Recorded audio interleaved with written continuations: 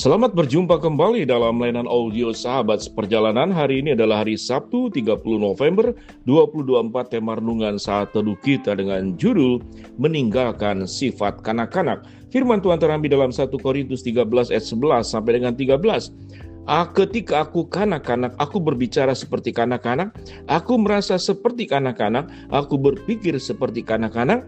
Sekarang sesudah aku menjadi dewasa, aku meninggalkan sifat kanak-kanak itu. Sebab sekarang kita melihat dalam cermin suatu gambaran yang samar-samar, tetapi nanti kita akan melihat muka dengan muka.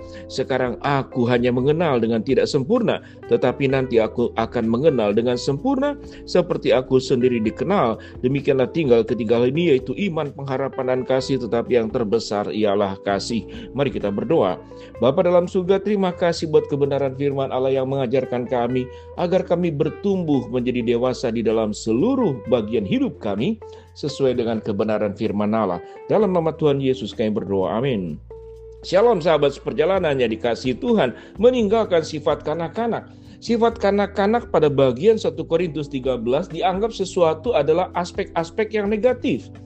Tetapi kalau kita membaca dalam Matius 18 ayat 3, justru ayat ini Tuhan Yesus mengatakan kita harus seperti anak-anak. Apa yang firman Tuhan katakan dalam Matius 18 ayat 3? Jika engkau tidak bertobat seperti anak kecil ini, engkau tidak akan masuk ke dalam kerajaan sorga. Jadi yang benar yang mana? Tentu pada bagian 1 Korintus 13 ayat 11 sampai 13, di sini berbicara tentang sifat kanak-kanak yang buruk. Apa itu sifat kanak-kanak yang buruk? Ciri-cirinya, dia pemarah, ceroboh, kemudian aktif, energik tapi tidak terarah, egois, ingatannya terbatas, petualang, apa saja ingin tahu, apa saja dipegang, kemudian tidak rawan kepada bahaya, dia tidak punya ketelitian yang cukup. Lalu berkata-kata seringkali tidak teratur, dan anak itu mudah frustasi, dan anak itu adalah sulit fokus. Tetapi kalau kita ringkaskan, apa itu sifat kanak-kanak? Sesungguhnya adalah sifat yang tidak bertanggung jawab dan egois. Tentu kalau masih anak-anak, dia kurang bertanggung jawab, dia egois. Itu adalah memang usia pertumbuhannya dalam proses yang seperti demikian. Tetapi suatu kita sudah menjadi dewasa di dalam Kristus, maka ada satu tanda kedewasaan itu di dalam 1 Korintus 13. Orang dewasa itu adalah memiliki kasih. Pada ayat 13 dikatakan, demikianlah tinggal ketiga hal ini, yaitu iman, pengharapan, dan kasih. Tetapi yang paling besar ialah kasih. Kasih adalah bentuk tanggung jawab. Kasih adalah bentuk kedewasaan. Kasih berbicara tentang tidak memikirkan diri sendiri, tetapi memikirkan hal-hal yang baik untuk kepentingan bersama, dan orientasinya adalah hidupnya adalah dalam kebenaran dan memuliakan Allah. Jikalau orang hidup tidak dalam kasih, untuk memperhatikan orang lain dan hanya memperhatikan diri sendiri, itu yang disebut dengan sifat kanak-kanak. Karena anak-anak itu pemarah, anak-anak itu egois, anak-anak itu petualang, tidak setia. Dia bermain satu mainan tertentu, sudah main bosan, dia tinggalkan, diambil lagi yang lain. Kadang makan juga demikian. Kalau kita tidak ajar anak-anak cara makan, semua makanan diambil satu-satu, lalu kemudian ditumpuk di tempat makan, lalu tidak makan dan tidak dihabiskan. Itu sifat kanak-kanak yang buruk.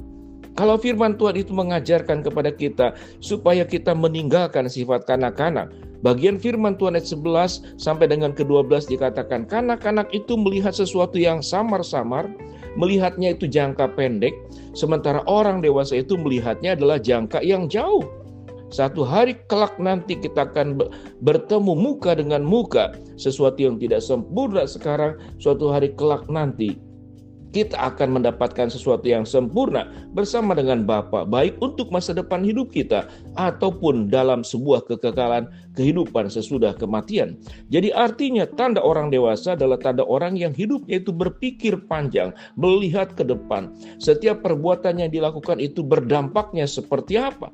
Ada orang dengan mudah saja berumah tangga karena tidak senang, tidak suka, lalu mengajukan cerai.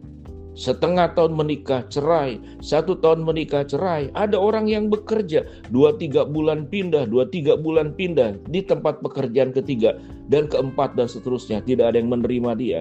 Karena dia terkenal sebagai apa? Yang bekerja tidak bertanggung jawab. Ini sifat kanak-kanak. Karena sifat kanak-kanak itu tidak fokus, sifat kanak-kanak itu egois, sifat kanak-kanak itu mudah bosan, dan sifat kanak-kanak itu adalah sifatnya spontan.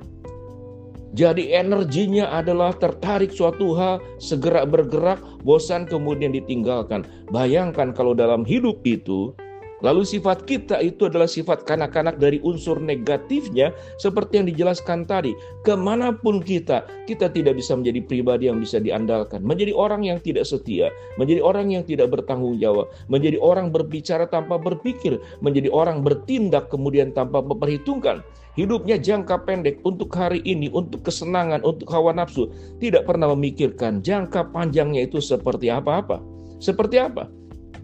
Dalam pelayanan sekian lama sebagai hamba Tuhan, seringkali banyak orang yang mau berumah tangga dan saya melihat sesungguhnya mereka tidak siap untuk berumah tangga.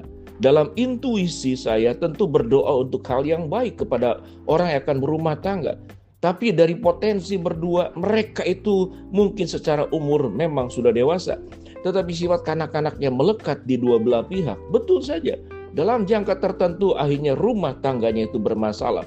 Tapi sewaktu dalam konseling pranikah, keluarga itu kelihatan matang, dewasa. Dan melalui tes psikotes, melalui percakapan, melalui doa, orang tersebut memang punya track record sebagai orang yang sudah siap menikah, sudah matang di dalam seluruh aspek, secara rohani, secara fisik, secara tanggung jawab, secara psikologis, secara mental. Dia sudah siap. Berumah tangga ternyata 10 tahun, 20 tahun, 30 tahun, sampai jangka yang lebih jauh, mereka bisa berumah tangga dengan baik. Jadi, tatkala orang itu punya sifat kanak-kanak, dia akan merusak dirinya sendiri, merusak orang lain, merusak apapun yang ada di lingkungan di mana dia berada. Dan orang yang memiliki sifat kanak-kanak itu sangat berbahaya.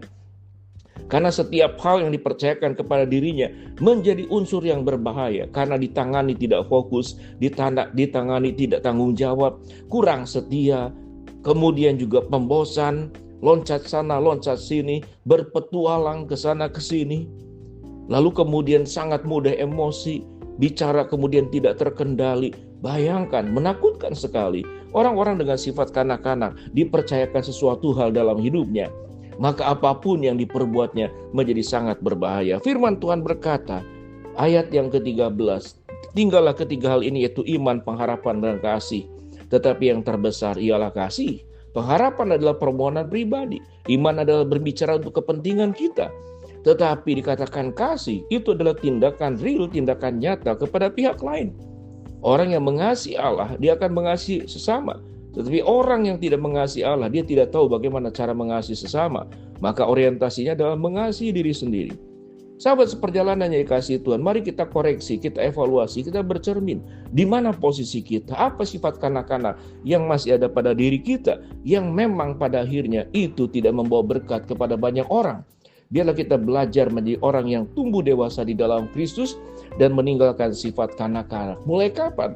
Mulai saat ini, sewaktu kita mendengar layanan audio ini, Tuhan berbicara, Tuhan berkata, maka lakukanlah. Jangan hidup dalam sifat kanak-kanak, tapi tumbuh dewasa di dalam Kristus. Mari kita berdoa.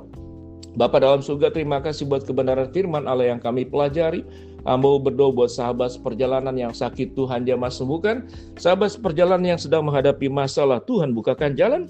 Sahabat seperjalanan yang sedang berdoa mengharapkan sesuatu, Tuhan kabulkan dengan cara dan waktu Tuhan.